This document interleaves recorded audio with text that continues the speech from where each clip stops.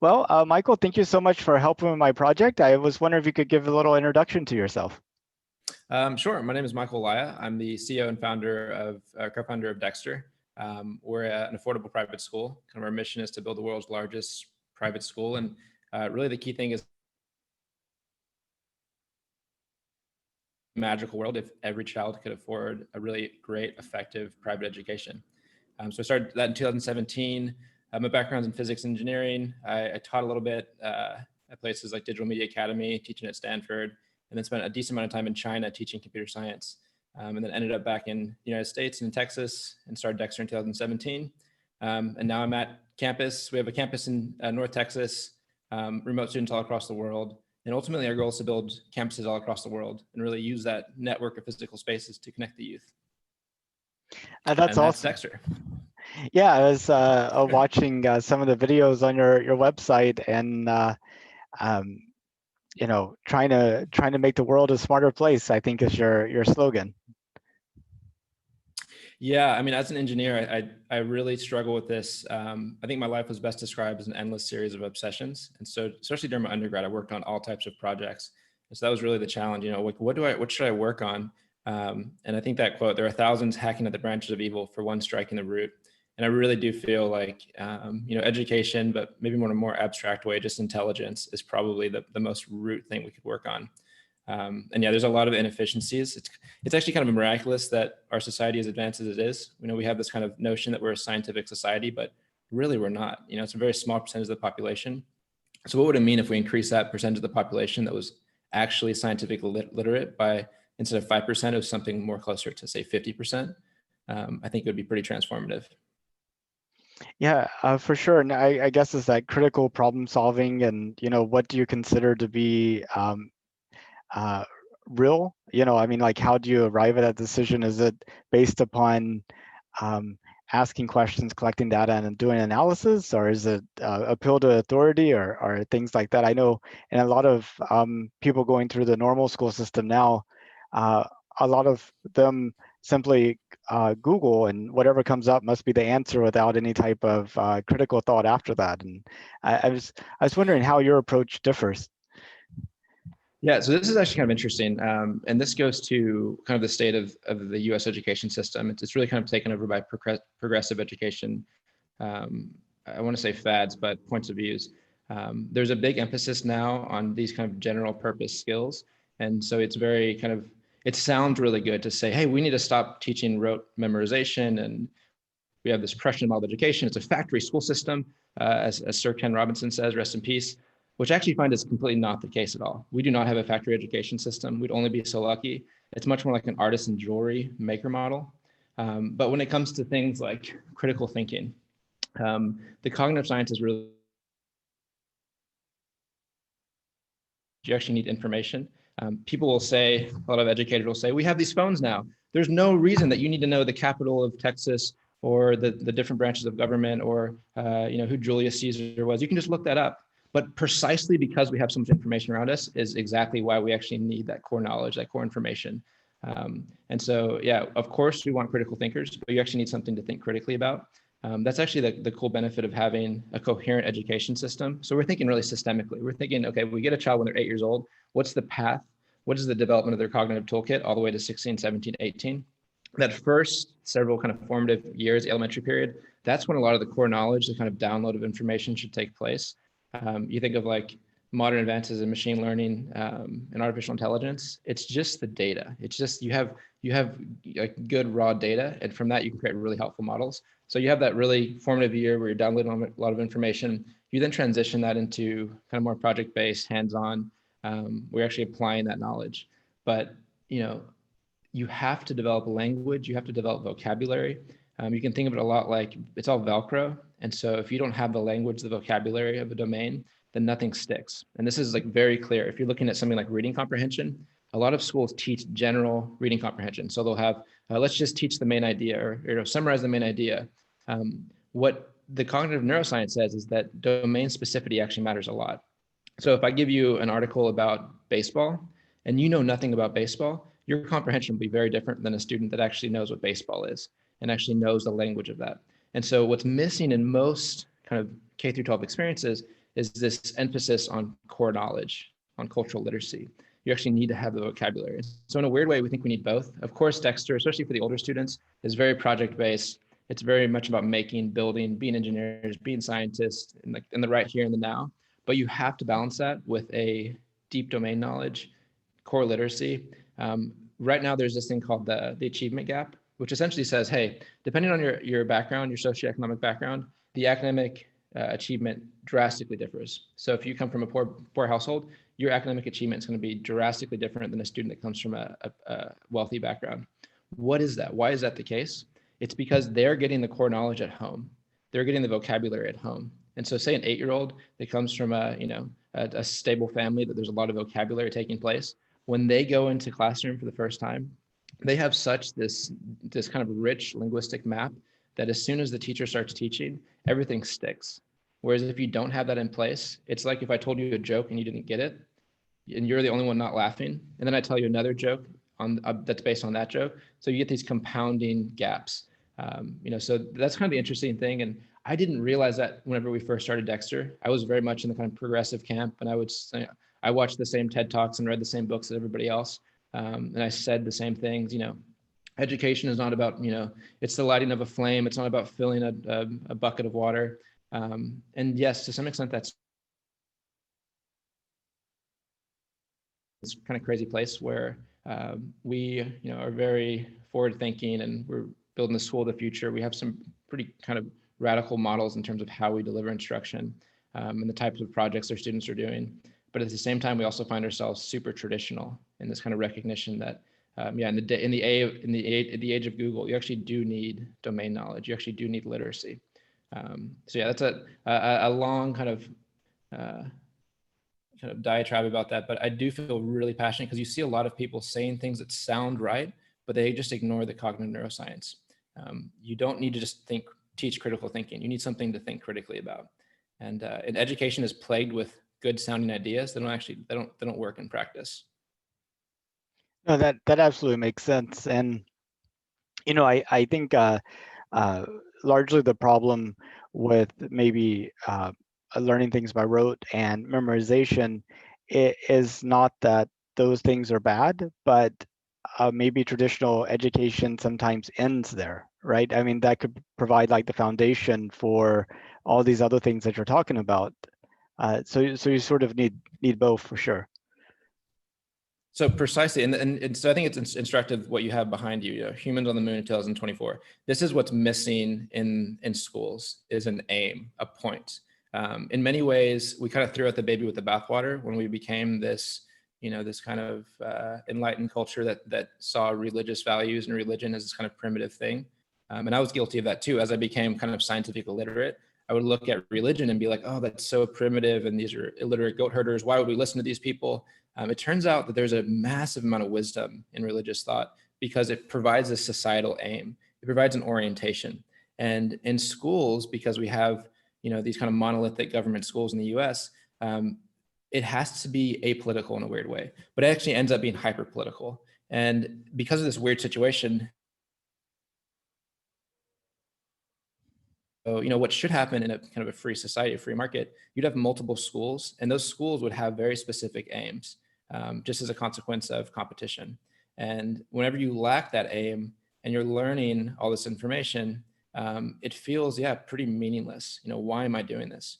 But if you have an actual aim, and the students not just hear it, but they actually feel it because it's manifest in the entire system itself. And it's, the reason I'm learning to read and to write, the reason I'm learning this information about history, about mathematics, is because these are superpowers. Harry Potter is real, and I can be a wizard if I learn the right ideas, these powerful ideas. These are transformative ideas, and I can become a wizard, and I'll be different than the Muggles. And I can do real magic. I can actually realistically conceive of going to the moon and creating a moon base. So we actually just had a competition. It was really cool. It was just a simple challenge. We said design a moon base for 50 humans. We put an incentive, so we put $1,000 prize. We brought in some experts to judge and to kind of pitch the competition. And I think we had probably 30 different submissions of teams of 3. And it was amazing the work that these students did. These are middle school students, high school students. They created work that seemed like it would be produced by the European Space Agency or NASA in their design, but yeah, it animated everything they do. And I think that's actually the big benefit of having grand projects like going to the moon. I actually don't think that it necessarily matters what the aim is, as long as you have an aim.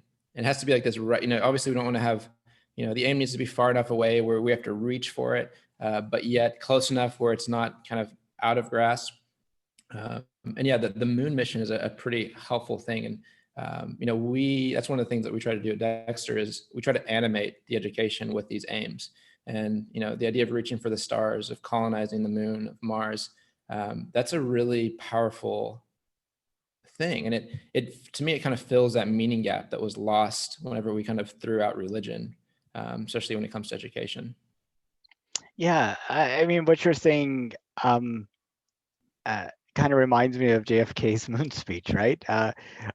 We go to the moon not because it's easy, but because it's hard, because that will allow for us to measure the best of what we have. I mean, it's like kind of helps to kind of organize and maybe rank order our activities and achievements.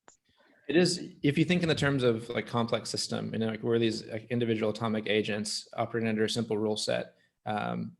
For sure, I think those aim is like introducing a gradient to the system, and so it for sure orientates. And it's weird. I think of myself as like a hyper individual, but at the same time, I think of myself a little bit more like a white blood cell. And so I recognize that there are these like cultural forces at play that really kind of animate everything that I do. And yeah, I think we need to be pretty intentional about creating these kind of gradients, these aims, because especially for young students, if you look at the statistics around depression, like our kids, for whatever reason, aren't that happy right now. And that's that, I do think, I don't want to be pessimistic, because I do think that like society has never been better. I mean, just objectively, like we live in an incredible time. Like I would never want to, exist in any other time than right now. Like logically, when would you ever want to exist other than right now in just terms of like healthcare, life expectancy, violence? It's an incredible time. But at the same time, there's a lot of teenagers in this country that are super depressed, that are not happy. And I think it speaks to this idea of meaning. And I'm probably like an absurdist. I don't necessarily know if there's like an actual meaning in life, but that doesn't stop me from trying to create some meaning. And yeah, I think to the extent that we can create meaning in students' life through these grand projects, I think it's fantastic. Because I mean, you think of during like JFK's time, and we had the Cold War.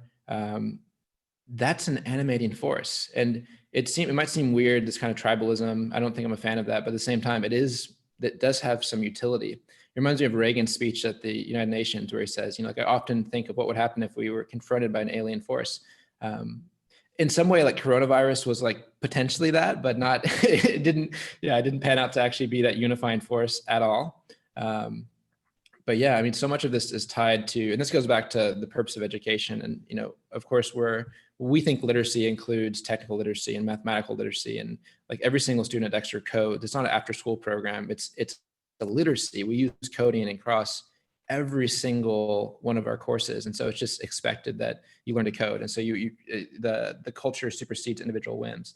And so we have this kind of hyper technical focus, but at the same time, we need to address things like meaning. And it turns out many people have been thinking about questions like meaning for thousands and thousands of years. And the question of meaning didn't originate like in the last decade.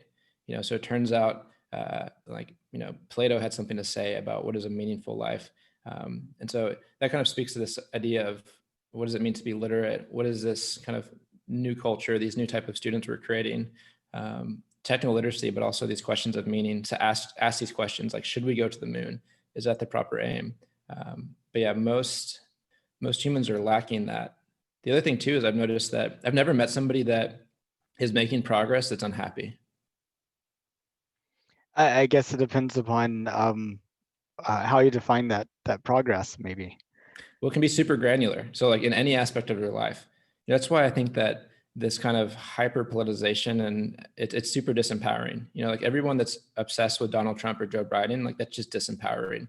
You know, to these people don't even know your name, and it's like you can have a much more meaningful impact on your life by like improving your diet, by fixing, you know, like fixing your family relationships. Like, yeah, there's this weird recognition I've had that, of course, we need to think on the collective level, but also just kind of like leaning in on your little sector of the universe it seems to be pretty useful. I feel like it may be the ultimate form of escapism. You know, I mean, kind of easier to focus on things you can't control than to you know, be confronted by your daily life and your personal challenges. Yeah, I mean, it for sure is. It's kind of similar to conspiracy theories. You know, it's like, yeah, why bother with cleaning your room and sorting yourself out? Like, none of it matters because we exist in this corrupt system that's controlled by these people in a cigar-filled room. I agree with you. Yeah, it is for sure a sense of escapism, and I think that's probably by design too. You know, the kind of yeah. I don't think that anyone's really in control, but you might be able to say that kind of the media, the cultural engineers. The people in power, and I don't mean that in a conspiratorial way, just like people don't want things to change. And so as long as you don't feel empowered, that's the cool thing about things like computer programming and 3D printing, and these kind of new tech stacks, you know, whether it's like TensorFlow or what have you, the individual now has never been more powerful. It reminds me kind of like this, essentially we want to create like sovereign individuals, you know, these individual nation states. That's why I was so kind of inspiring to see some of the work of these small groups of say 3 students that are 13 years old, literally created a moon mission on it, like the technical specifications, the kind of, you know, video demonstration, the whole kind of the full stack design that probably would have taken a government agency, you know, 3 years, 30 people, a $50 million budget. You know, like these tools are utterly empowering. That's the cool thing that I think that any kind of engineer or scientist or thinker or writer realizes is that, you know, these are true powerful tools. It's very much like a lever. You know, Archimedes was kind of onto something there. All these things are levers. And so like, you know, if you look at space, for instance, that is for sure always been something that's in the providence of nation states. Whereas that's not quite the case anymore. And yeah, that's pretty exciting in terms of what it means for the thinker, the individual human, the individual. I'm really intrigued by the moon-based designs and what have you. Is it something that you have put on the Dexter website, or is it just all internal? Or We have shared a few of the designs. Yeah, we shared one specifically that they created. It was pretty awesome. They created a technical design, and then they designed based in Blender. And so it was a moon base you could actually walk through and experience in VR. And they did this really incredible walkthrough. So yeah, we'll definitely be sharing some of those moon bases. if y'all have interest in maybe sending digital copies of it to the moon, I have plenty of room left on my 1 terabyte micro SD card that I'm sending. No, we would love to. And that's the thing too, is that, yeah, we need to start, I don't want to use the word dreaming, but we need to start being serious again. You know, like we need to start really, like you should be able to say, hey, I'm going to really kind of design a moon mission and get a payload on the moon, and be serious about it. And so, and ask yourself, okay, so what are the actual steps I need to do? What are the resources that I need to aggregate to make that happen? You know, because we have this beautiful system, this market system, that if you have value to society, if you have a good idea, if you're competent, you can aggregate resources. And yeah, are there like individuals in the system that are racist and corrupt? For sure. But in the aggregate, this system is so beautiful in that if you have value, like the market doesn't care like what color you are, how you sound, especially with the internet. You know, like I'm this like random kid from this tiny town in Texas. My dad immigrated here from Colombia. And I've been able to bring together resources and individuals to create something that didn't exist before. And that's awesome. And, you know, I just feel like most kids are not inclined to that nowadays because we've denigrated that whole process. And so like, it's realistic that some kid that's watching, that's 13 years old, if he designed the system properly, designed a really solid, say, moon base, and then created some campaign, could aggregate $10 million. Like, that's not crazy. And yeah, it's like, we have to take ourselves more seriously in some weird sense. Yeah, and maybe even quite a bit more. I mean, I think there's literally trillions of dollars in the global economy that's kind of bored and looking for something exciting to do. Absolutely. I would, yeah. And I think it's, in some sense, anybody that's like, say, watching this or even thinking about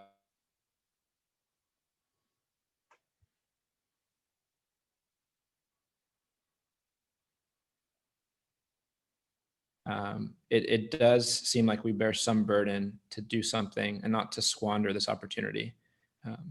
It's like, if we were to look back in this period of time, I don't know if we're like really that special, but I mean, you could argue every little moment in time is special, but maybe thousands of years from now, whenever we are this kind of cybernetic consciousness that exists all across the universe, we'll look back to this like little period where we left the womb of society, and it's like, we don't want to squander that opportunity. Like, we don't know how long this window will be open, and yeah, it's like, yeah, it does feel weirdly like everything matters and nothing matters. So like, in some sense, I think like this is all going according to plan. And it's very much like childbirth. If you didn't know about it, you'd like say, stop this is madness. Like, there's blood and screaming, this needs to stop. But it's this like beautiful natural process, and we just need to let it unfold. So that it's like, no, you can't just watch this like any popcorn. It's like every single individual it's all hands on deck. And like, in this weird way, it's like you are the main character in this video game. It kind of hinges upon your decisions. Like, for me as an individual, for you as an individual. Yeah, and we won't get on the rabbit hole of simulation theory, so we'll Oh, I know. on Yeah, apparently Elon Musk and his friends have made a rule, no talking about simulation theory in the hot tub, because apparently it would just go down the rabbit hole like that. I recently got a Oculus, I forget which one, but the latest one, and I was trying it out, and I'm just amazed at how realistic it is. I often worry about astronauts going to Mars and them losing their mind and not having a sense of Earth, but I'm just like, well, there's a solution. You just put this on and you're there. But the other side of it too. So yeah, go ahead. Oh, I was just saying, but the other side of it is, you can just see the technology continuing to advance to some point where you feel like you're really, really, really there, and then you wonder, which side of that event are we on, before or afterwards? And there should be more time afterwards, so the probabilities that we're after that event, right? And I don't think it's so. Terrence McKenna had this realization with VR. He realized, oh my God, this is what's going to keep us on the planet. The way that you go outward is to go inward. And it might sound terrible to think like, what if we retreated into this kind of internal digital consciousness space? That might sound kind of terrible, but it might not be. So I think of like, I think in some sense, reality is, so like the holographic principle, spooky action at a distance, there seems to be objects as kind of this illusion, this kind of emergent property that doesn't exist on some base layer. So like, I'm looking on my computer screen and there's like 2 points on the screen, and like, yes, those are 2 distant points, but like on some more fundamental level, they're equidistant to some processor or something. So it's like in a dream, for instance, like I see a dream character and there's distance between us, but like they're a projection from my brain on the substrate itself. There's no separation between us.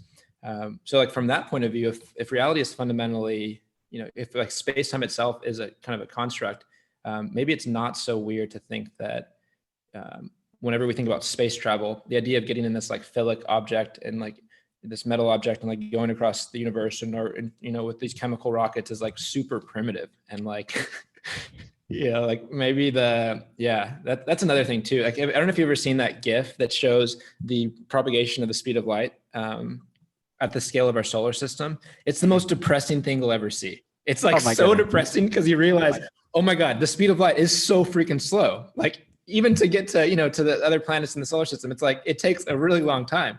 Yeah, we for sure have to figure out that problem if we want to get serious about, yeah. So whether it's like an Albuquerque drive or some weird thing we haven't come up with yet, but yeah, actually, I think like, so like realistically thinking about the moon, and this like was pretty informative, working with the students on this project.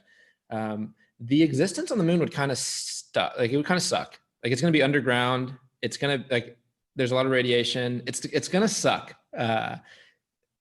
So like thinking of, logically, what is the actual next step? And I think I'm more inclined to an ocean colony, or essentially another space station. That's like a private space station.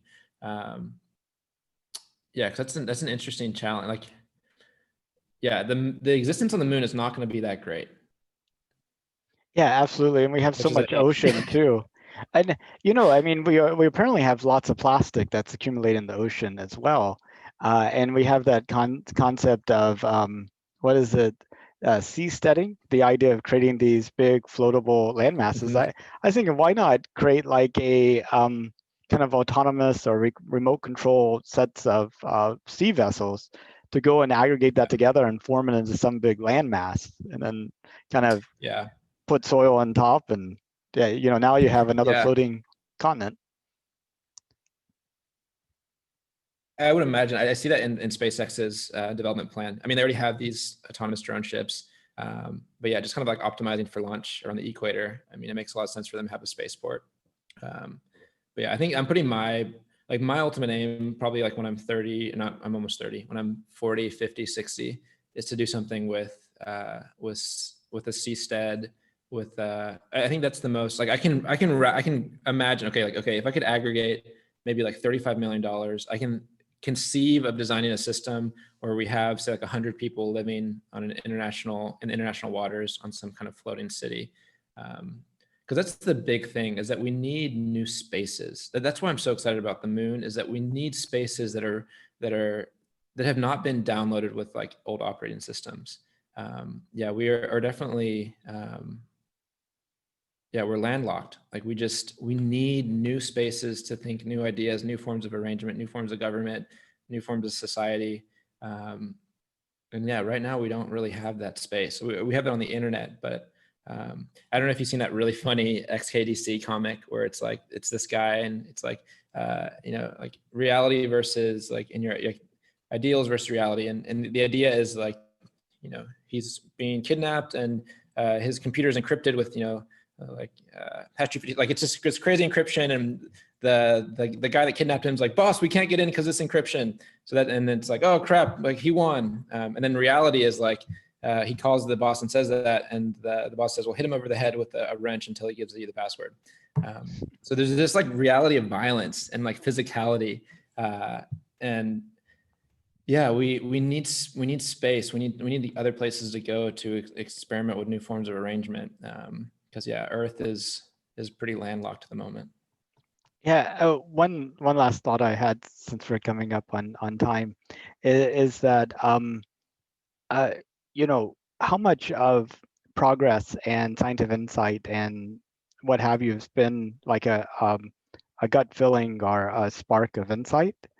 And with all of us being on like 1G, 1 atmosphere of pressure, 24-hour days, what kind of like mental blinders do we have as like a group of people, that the moment we start having people routinely live in alternate things, we get completely different ideas?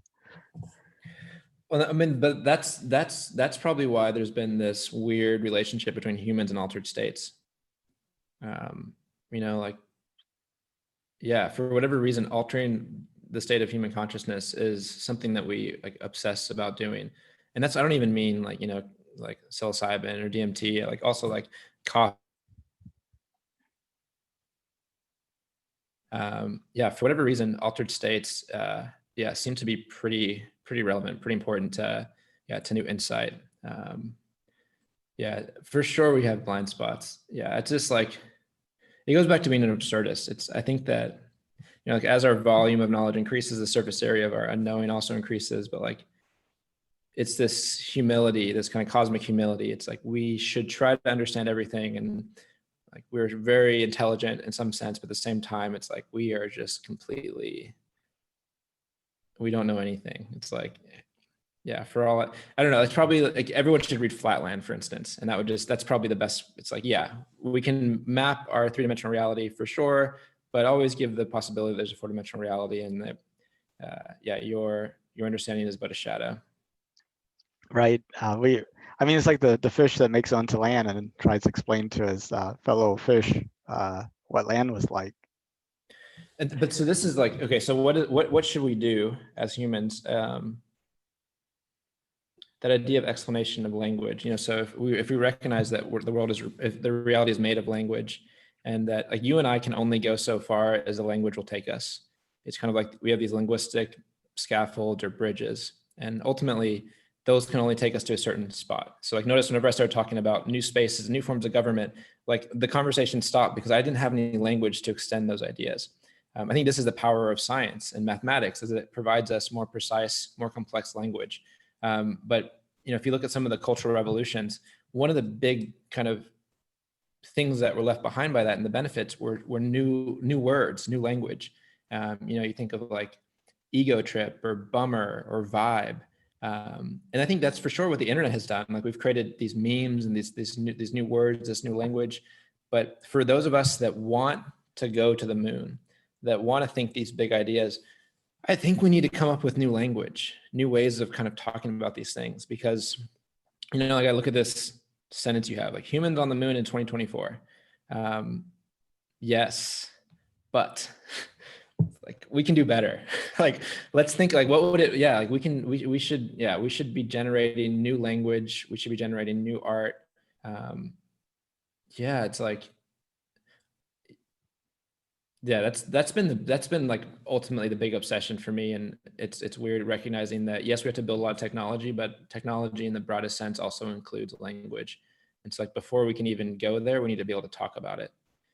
So it's an interesting, like perhaps project to think about, is extending our language to allow for other people to think about these things. Because yeah, I mean, and ultimately, like we're making mouth noises, and so it's really hard.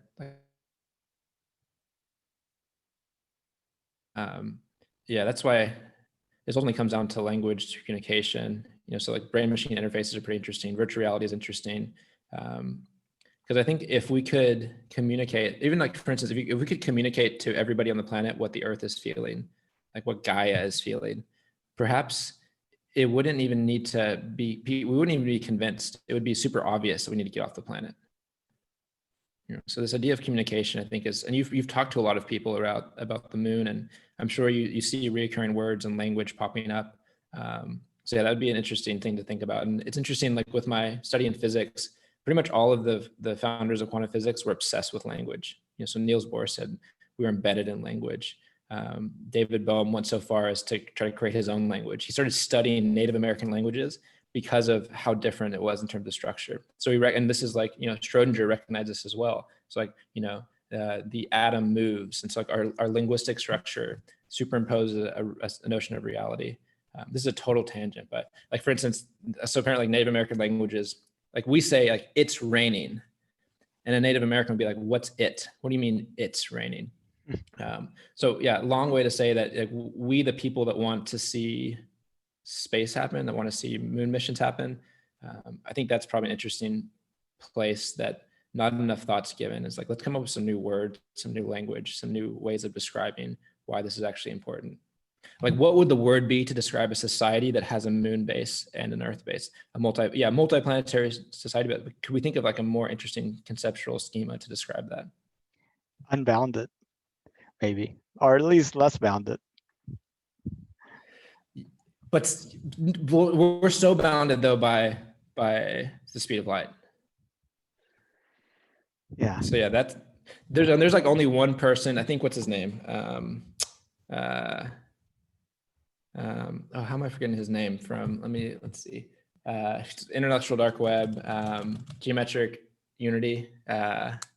What's his name? Eric Weinstein. Eric Weinstein is probably like one of the few intellectuals talking about like, hey, we need to really figure out faster than light travel. Yeah, because that's probably the ultimate bound when it comes to physical space, for sure.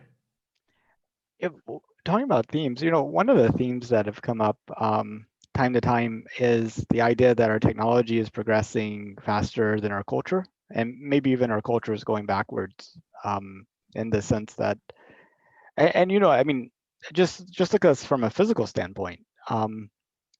I guarantee you look back 100 years, and the average person was physically stronger and more robust than they are now, just because of the nature of the work and the environment and the tools available.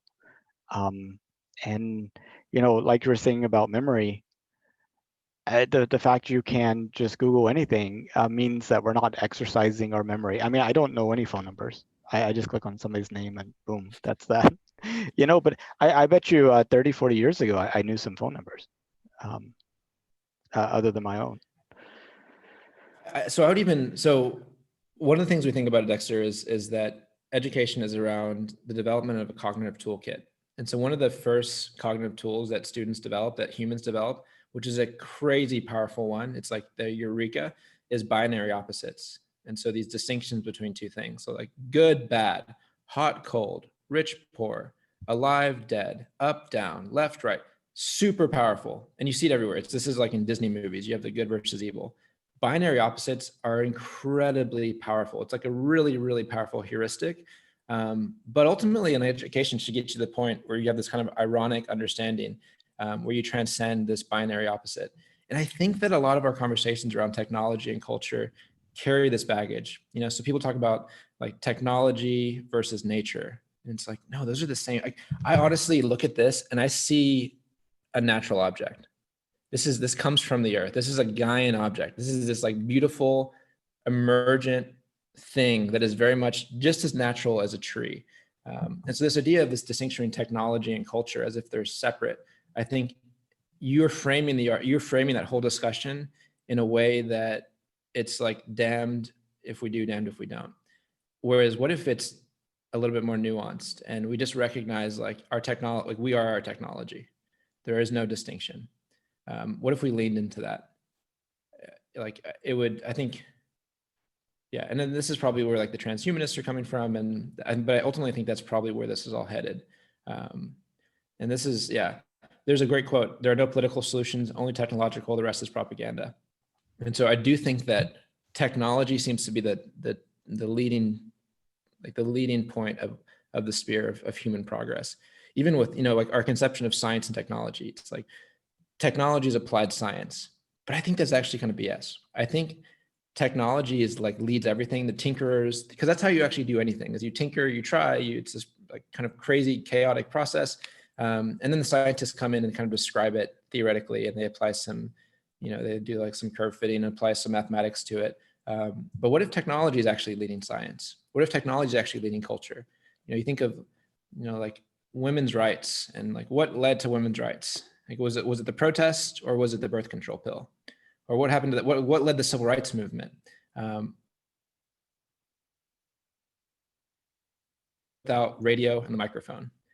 So I do think that it's like, I don't know, technology to me seems to be the thing. Like if you're interested in human progress, you should be hyper-focused on technology. And again, to our earlier point around language, technology in a broad sense, like techne, process, system, language, art, it all kind of gets contained in this idea of technology. But yeah, I don't think we should be afraid of technology outpacing culture or humanity, because I think it's one and the same. That's a good point. And nature is the most amazing technology too. I mean, looking at it from this standpoint, I mean, you have like this itsy bitsy thing that's a seed, and it turns into a factory of useful products and replicates itself. I mean, it's like there's your von Neumann machine, right? Like we have it, but then in our simplicity, we go and I kind of simplify everything to the level of our understanding, but destroy this kind of ability for it to continue on in its process. Yeah. I mean, the cool thing though that we have to recognize is that the way that nature designs is so fundamentally different. It's around simple rule sets, and then the complexity emerges. And it's a chaotic design process. And so it's like, okay, let's try this different set of simple rule sets, push play, and then see what comes out, what emerges across like many different experiments. And that is tough to do in practice with humans and human systems with like real operators. But yeah, I do think that the idea of emergence, that you can have something complex can arise from a simple rule set and simple ingredients, is unbelievably profound, because we have a lot of people that like mean well, but they don't understand that. And so they try to start from the complexity. And that's kind of like a cool thing we can do at Dexter is help students learn this idea of complexity. So like just recently, it was Mendelbrot's birthday. And so we had a programming live stream where the students learned how to make fractals. And we did something like Sierpinski's pyramid and like a fractal canopy. And it's a super simple rule set, so like a fractal canopy, like draw a line, draw a V, and then from each one of those lines, draw another V, and then continue that rule set. So it's like literally like 2 or 3 rules, push play, and then over time, you have this like incredibly complex thing. That was really powerful for like a lot of the students to see. And I think same thing with the moon base or any of these kind of new experiments, we should think in those terms as designers. What's the simple rule set? What's the framework upon which complexity can emerge, versus trying to design the complexity from day one. Yeah, it leads to totally, and this is like, what is our role as humans in the where I think it was like 2009 Nobel Prize was won by the scientists that created Bose-Einstein condensate. So they had to I think they used a system of lasers to slow down this atomic motion to where it got really cold, and then it created this Bose-Einstein condensate. But the experimental apparatus and procedure to do that was like really complex. So then like some researchers a few years later, they just applied some machine learning. So like they gave the parameters, they pushed play, it ran through like all these different configurations. And I think it solved it in like, I don't know, I'm probably way off, but maybe it was like 34 minutes or like something where it took like this other team super long time to do it. So it's interesting too to think about humans' role in technology as all this, of maybe we'll become less of kind of the master technician that designs a complex system, to more we're kind of defining the parameters, defining the meaning. Think of like the optimal chair, for instance. We just need to kind of say like, okay, we need to be able to sit in it. It needs to be able to hold this load, push play, run through all the iterative design, explore the computational universe, and then find the best one. And it will look nothing like a chair that we would ever create. Kind of an aside, but to your point earlier, I think, if you're serious about progress, I think technology is probably the only show in town. I think I'm like a political atheist at this point. I just think like all these politicians are just bankrupt. They're fiddling while Rome burns. It's like, we need technical solutions. Like that's it, full stop. Like anything else is literally it's propaganda. It's just fake.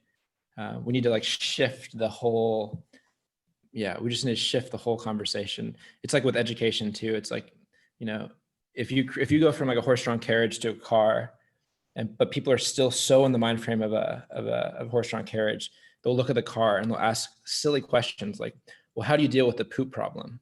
And it's like, no, we've totally shifted the framework. There is no poop anymore. And yet, whenever you try to design and build these new systems, people will like obsess about things like that. Well, how do you solve the poop problem? It's like, no, that is moot. And I think in the political system, it's so behind technology, they'll have like entire committees trying to solve the poop problem. And it's like, no, you don't change something by focusing on the problems of that existing system. You make it obsolete. Absolutely. Yeah, I was thinking like with plastic and recycling, or carbon in the atmosphere. I mean, the best way to take care of carbon in the atmosphere is you turn it into a resource that people are actively harvesting. And I mean, I can imagine like these buildings that are made out of carbon that's like actually captured and assembled just like a tree is, and at some point there's no carbon in the atmosphere and we're having the exact opposite discussion about, oh my gosh, there's no carbon in the atmosphere.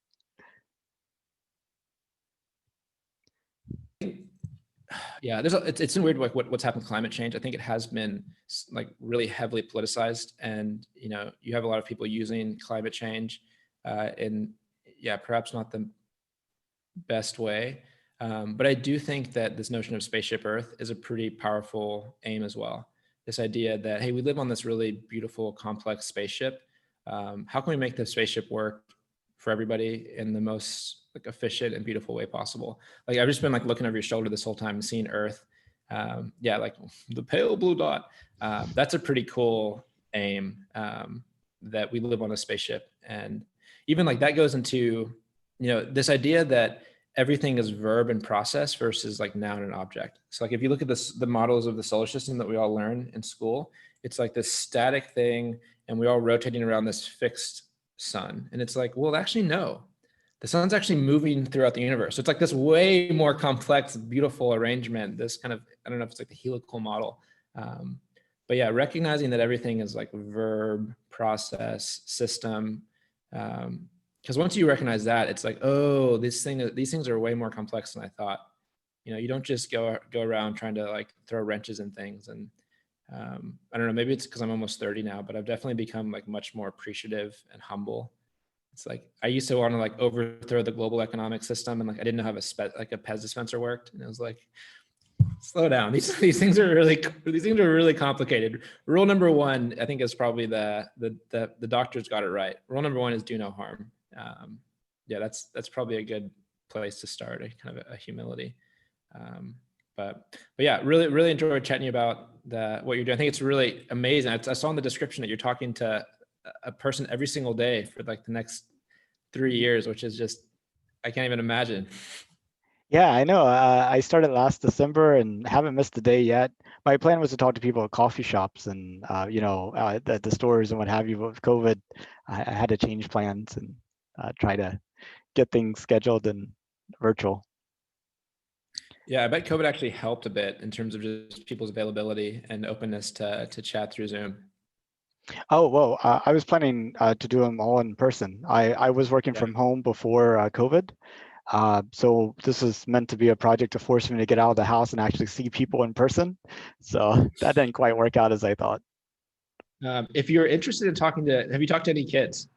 I have a few, some relatives, and then some other kids. I think I've talked to people as young as 4, actually. Oh, that's But awesome. yeah, I would definitely love to talk to some kids. I need over 1,400 people now. So I would love to. I'll send you some of the Moonbase submissions, and I'd love to connect you with some of those students because, yeah, they've thought pretty deeply about it, and that's a cool thing too. This kind of recognition of,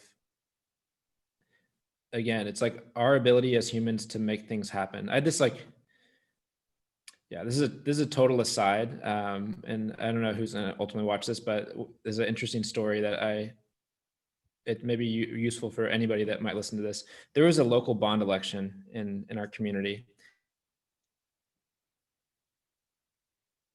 And it was kind of this propagation of this broken government monopoly.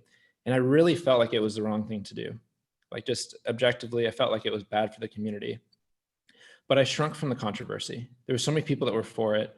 I shrunk from it and I didn't speak out. I could have like made a video. I could have gone to talk to different groups. I could have said something. I could have stood up and I could have, said, yes, this might make me uncomfortable. People might not like me, but I think this is right, what I'm saying, because I really, truly believe that. The bond ultimately passed by 341 votes. Hmm. And I remember thinking, man, I might have cost my community $300 million here. And so I had this thing in my voice said, you can change things if you change things, but you have to go and do it. And I don't think I'm like uniquely special and I'm like this important person. It's like, no, everybody has that capacity if you actually go about and actively change things. And what I noticed in the Moonbase contest, so we did this $1,000 prize. We made this challenge. We put a little bit of work on the front end, and then kind of contemplating the impact of it. So there was like 30 teams of 3 or 4, so maybe like 100 kids were thinking deeply about designing a moon base. How many kids were thinking deeply about designing a moon base before that and had actually designed it? I don't know. A dozen? 500 maybe, but we moved the needle like pretty significantly in terms of like the human energy of the youth on the planet thinking about doing this thing. And so to me, that's just like really amazing that we have that capacity to actually change things if we want to change things. We can actually move needles if we want to move needles. So yeah, I really applaud what you're doing here, because I think it's, yeah, even just the people that you talk to, like say no one watches these videos except the people that participate in them. Because we live in this kind of networked reality where everything's connected. Yeah, the impact of that. Like if there was some futuristic time traveling aliens that like wanted us not to go to the moon, they'd be like, we have to kill this guy because it'll leave ripples throughout all space time. Like too much complexity. He must be dead. So yeah, it's really, really cool what you're doing here. That's awesome. Yeah. Yeah, I'm really excited about your school and the things that you're doing, and I would love to connect with the students and also, I mean, see their projects. That would be amazing, actually. So for sure, I'll email you their projects because yeah, it's pretty insane. I mean, they're continuously. So I studied mechanical engineering, and a lot of our middle school students are more competent than like my classmates, myself, in many regards, when it comes to design and like thinking, you know, scientifically, mathematically, in an engineering mindset. Yeah, like they're capable of just so much. I teach one class now. I don't teach as much as I used to, but I teach a physics class, and we are creating a like energy transfer simulation. So we're using Scratch to just kind of like model how things transform from like mechanical energy to electrical energy to radiant energy, thermal energy. So it was like this fun simulation, and I kind of like cobbled together a simulation during the class, and then the students kind of went at it. And yeah, one of the kids who's like 13 years old created this simulation, and it just, I looked at it and I was like, I don't think I couldn't have done this. And like, you know, like like if you can gain the fluency at a young age, yeah, it's really transforming them into a whole different type of human. And I think that's ultimately why I didn't like focus on something like a moon base as my sole focus, but more on this kind of more meta layer, just creating, like helping empower the type of humans who would do things like that. And they're going to do things in ways that we just can't conceive of because of their proficiencies and literacies that we just don't have. You know, so in many ways, like we're trying to create the 3D that springs from the 2D, you know, these like three-dimensional thinkers. So I think we'll be pretty surprised ultimately what a moon base actually looks like. And maybe it will just be a really great VR experience. Who knows? Yeah, maybe we'll just send the robots and yeah, it'll just be through VR. definitely allow a lot more people to participate for sure. Yeah, this is true. Awesome. Well, I'll send you those projects, and yeah, such a pleasure chatting with you. And I love that you have the Buc-ee's hat on. I just can't believe that. Oh, It's just the most ridiculous gas station that I don't know if they're in other places other than Texas, but where are you based? Houston. Oh, you're in Texas. Okay, so that makes a lot more sense. Okay. Where are you, by the way? I'm in Wichita Falls. It's about an hour and a half or 2 hours north of Dallas. Okay. Yes, we have a campus here in Wichita Falls. It's this really, we actually took over an old church. It's about this 30,000 square foot space. And then our next campus will be in DFW. Yeah, Texas is like really favorable for what we're doing in terms of regulation. So we'll be opening up a bunch of campuses here in Texas. So yeah, Houston's on the pipeline. Well, that's awesome. If there's anything I could do to support your endeavor, let me know. Awesome. Likewise. And yeah, looking forward to hopefully sending this on the moon here in a few years. And yeah, making this a reality. Awesome. Well, you have a good day. Take care. Likewise. See ya.